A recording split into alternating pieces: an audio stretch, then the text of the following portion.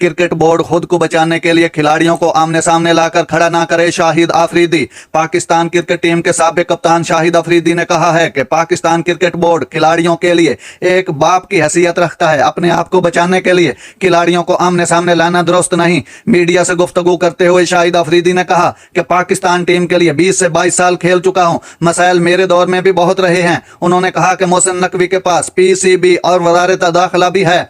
अब इन्हें एक फैसला कर लेना चाहिए कि एक ओहदा चुन लें। चेयरमैन पीसीबी एडवाइजर के कहने पर चलेंगे तो वो कुछ नहीं कर सकते। साबिक कप्तान का कहना है कि शाहीन की तारीफ मैं बहुत कम करता हूं, सिर्फ उसको डांटता नजर आऊंगा। शाहिद अफरीदी ने कहा कि मेरे बयानात से शाहीन पर असर पड़ता है, लोग मनफी बातें बना लेते हैं, इस वजह से बोलना छोड़ दिया है। उनका मजीद कहना था कि अगर आप नहीं आना चाहते हैं तो पाकिस्तान मत आएं। भारत के शहरों में हम मुश्किल हालात में भी जाते रहे हैं, धमकियों के बावजूद भी हम खेल चुके हैं। नादरीन, ऐसी